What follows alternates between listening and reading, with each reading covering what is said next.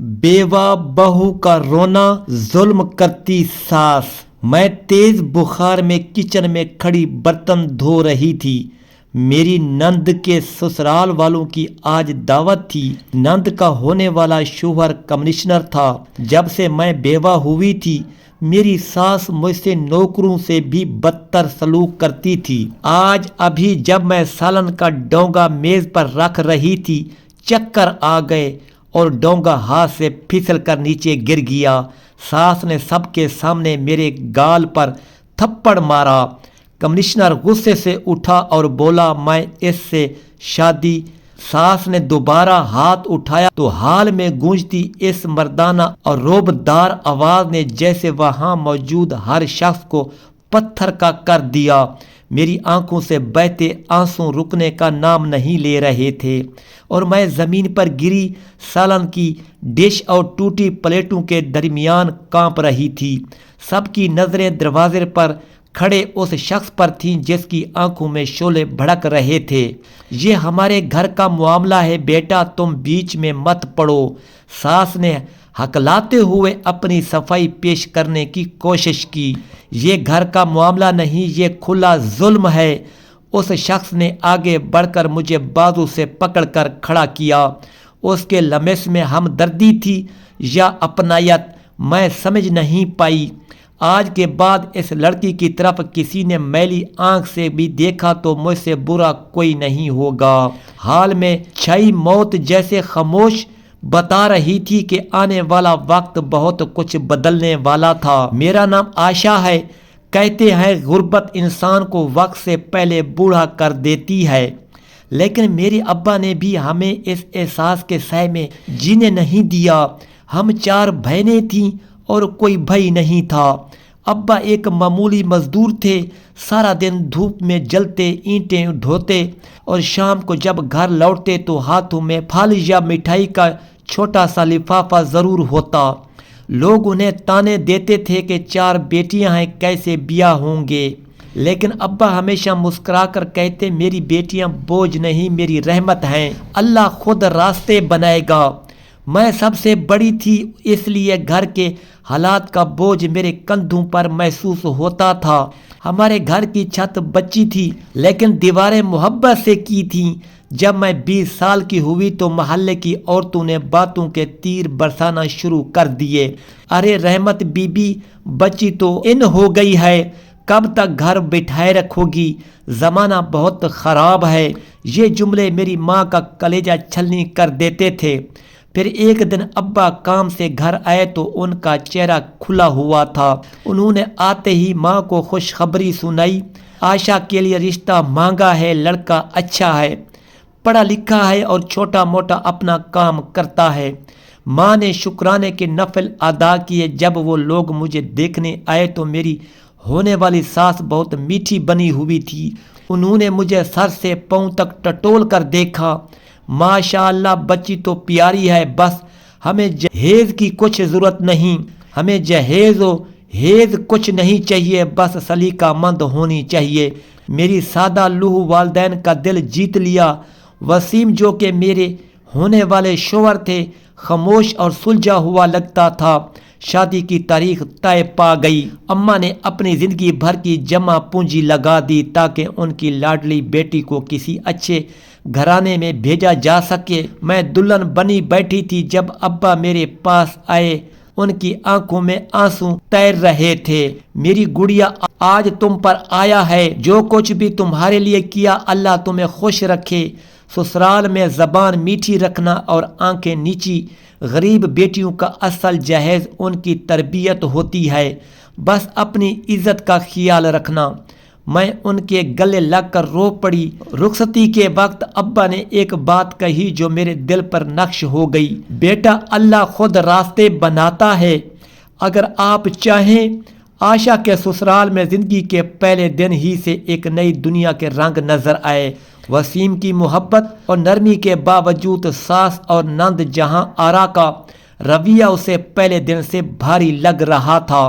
صبح جب عائشہ ناشتہ بنانے کے لیے کچن میں گئی تو ساس کے لہجے میں وہی کڑواہٹ تھی جو پہلے دن نظر آ چکی تھی۔ بہو ناشتہ تیار کرو، دیر نہ کرنا۔ آشا نے مسکرا کر جواب دیا، لیکن دل کے اندر ایک خوف سا تھا کہ آج بھی وہ دن کی طرح بدسلوکی کا سامنا کرے گی۔ وسیم بہت اچھے شوہر تھے، ہمیشہ اس کا خیال رکھتے اور ہر چھوٹی بات میں اس کا حوصلہ بڑھاتے۔ انہوں نے آشا کو پہلے دن ہی یہ یقین دلایا کہ امی کا مزاج تھوڑا سخت ہے، لیکن دل میں مت لینا، میں ہمیشہ تمہارے ساتھ ہوں۔ آشا کی زندگی کا پہلا سال اسی طرح گزرا، چھوٹی خوشیاں، چھوٹے جھگڑے، لیکن دل کے اندر ہمیشہ ایک اضطراب موجود تھا۔ ایک دن وسیم دفتر جانے کے لیے تیار ہو رہے تھے اور آشا صبح کا ناشتہ لگا رہی تھی۔ اس دن کا چہرہ کچھ مختلف تھا، جیسے تقدیر کی ایک نئی گھڑی آنے والی تھی۔ آشا آج جلدی تیار رہنا، شام کو ہم نئے ریسٹورینٹ جائیں گے، وسیم نے ٹئی کی گرہ ٹھیک کرتے ہوئے کہا۔ آشا نے مسکرا کر چائے کا کپ بڑھایا۔ تم رہنے دو، گھر کے خرچے پہلے ہی بہت ہیں، بس تم تیار رہو، تمہاری خوشی میری خوشی ہے۔ وہ خوشی سے گھر سے نکل گئے اور آشا نے انہیں گلی کے موڑ تک دیکھا، لیکن دل کے اندر ایک عجیب سا خوف تھا کہ یہ خوشی زیادہ دیر تک قائم نہیں رہے گی۔ ایک سال کے بعد زندگی میں دھیرے دھیرے مشکلات نے سر اٹھانا شروع کیا۔ ساس کی سختی اور نند جہاں آرا کی حقارت بڑھ گئی، ہر کام میں ناگواری، ہر نظر میں طنز۔ آشا اب گھر میں صرف کام کرنے والی نہیں بلکہ ایک طرح سے نظر انداز کی جانے والی شخصیت بن گئی تھی۔ وسیم کے جانے کے بعد آشا نے گھر کے سارے کام خود سنبھال لیے۔ صبح سویرے اٹھتی، جھاڑو پونجا کرتی، ناشتہ تیار کرتی، پھر ساس اور نند کے حکم مانتی، لیکن دل کے اندر امید کی ایک کرن ہمیشہ زندہ رہی۔ ایک دن اچانک دروازہ کھلا اور ایک شخص اندر آیا۔ آشا چونک گئی، ساس اور نند کی آنکھوں میں حیرت کی جھلک تھی۔ وہ شخص عدیل تھا، جس کے بارے میں آشا کو کبھی یقین نہیں آیا کہ وہ دوبارہ آئے گا۔ آشا، تمہیں اس گھر میں رہنے کی ضرورت نہیں، میں تمہیں لے جاؤں گا تمہارے والدین کے گھر واپس، اور پھر تمہارا حق مکمل طور پر تمہاری زندگی میں واپس آئے گا، عدیل نے نرم لہجے میں کہا۔ آشا نے حیرت اور خوشی سے دیکھا، لیکن تم کیسے؟ عدیل نے اپنی جیب سے ایک پرانی تصویر نکالی۔ یہ وہی وقت ہے جب تم چھوٹی تھی، میں تمہیں ہمیشہ جانتا رہا ہوں، یہ رشتہ ہمارا خونی رشتہ ہے اور آج میں تمہیں مزید اذیت میں نہیں دیکھ سکتا۔ آشا کی آنکھوں سے خوشی کے آنسو بہنے لگے۔ یہ لمحہ اس کی زندگی کا نیا آغاز تھا، جہاں اب وہ ظلم، تکبر اور حق تلفی سے آزاد ہو کر اپنی زندگی کے حقیقی خوشی کے لمحے گزار سکتی تھی۔ ساس اور نند جہاں آرا نے جب یہ حقیقت جانی کہ عدیل صرف ایک اجنبی نہیں بلکہ آشنا کا حقیقی رشتہ دار اور محافظ ہے، تو ان کے دل میں حسد کی آگ بھڑک اٹھی، لیکن وقت آگے بڑھ چکا تھا۔ آشا نے اللہ کے فضل سے اپنی عزت، حق اور محبت کا مقام حاصل کر لیا تھا۔ آشا کی زندگی کے ان دنوں میں سب کچھ بدل چکا تھا۔ عدیل کی آمد نے جیسے پوری دنیا کے بوجھ ہلکا کر دیا تھا۔ اب وہ نہ صرف اپنی عزت کے لیے محافظ تھی بلکہ دل کی گہرائی سے محسوس کر سکتی تھی کہ اس کے ارد گرد محبت کا ماحول بھی قائم ہو گیا تھا۔ وسیم کی غیر موجودگی اور ساس کی سختیوں نے آشا کو سخت سیکھ دی تھی، لیکن عدیل کی محبت اور سمجھداری نے اسے زندگی کے نئے سبق سکھائے۔ وہ جان گئی تھی کہ انسان کو صبر، حوصلہ اور اللہ پر یقین کے بغیر حقیقی خوشی نہیں ملتی۔ آشا کے والدین جو ہمیشہ اس کی فکر میں ڈوبے رہتے تھے، عدیل کی موجودگی سے بہت مطمئن ہوئے۔ وہ جان گئے کہ ان کی بیٹی اب محفوظ ہاتھوں میں ہے اور اس کے ساتھ کوئی بھی ظلم یا ناروا سلوک نہیں ہوگا۔ ساس اور نند جہاں آرا کی زندگی میں تلخیاں بڑھتی گئیں۔ جہاں پہلے وہ آشا پر ظلم کرتی تھی، اب ان کے اپنے اعمال کا صلہ آ رہا تھا۔ جہاں آرا کا رشتہ ٹوٹ چکا تھا اور ساس کو اپنی بیٹی کے لیے مناسب رشتہ تلاش کرنے میں مشکلات آ رہی تھی، ہر کوشش کے باوجود جو نقصان ہوا تھا وہ واپس نہیں آ رہا تھا۔ آشا اور عدیل نے شادی کا فیصلہ کیا۔ یہ شادی نہ صرف محبت بلکہ آشا کی عزت اور حق کی فتح تھی۔ شادی کی تقریب میں سب نے دیکھا کہ آشا کی خوشی کے آنسو عدیل کی محبت میں بدل گئے۔ سب کے دلوں میں یہ احساس پیدا ہوا کہ صبر، ایمان اور اللہ کی رضا کے ساتھ کی گئی قربانیاں کبھی رہ گاہ نہیں جاتی۔ شادی کے بعد آشا اور عدیل نے اپنی زندگی نئے اصولوں اور محبت کے ساتھ شروع کی۔ عائشہ اب نہ صرف ایک بیوہ، ایک بیوی، بلکہ ایک ماں بھی بنی، جس نے اپنی زندگی میں جو تجربات کیے تھے انہیں اپنے بچوں کی تربیت اور محبت میں منتقل کیا۔ وسیم کی یاد اور دکھ کے باوجود عائشہ نے اپنی زندگی کو اللہ کے فضل سے خوشیوں اور سکون سے بھر دیا۔ اس کے دل میں یہ یقین تھا کہ جو کچھ بھی ہوتا ہے وہ اللہ کے حکم سے ہوتا ہے اور ہر تکلیف کے بعد آسانی ضرور آتی ہے۔ ساس اور نند جہاں آرا نے اپنے اعمال پر پچھتایا، انہیں سمجھ آیا کہ ظلم، حسد اور کینہ ہمیشہ نقصان کا سبب بنتے ہیں۔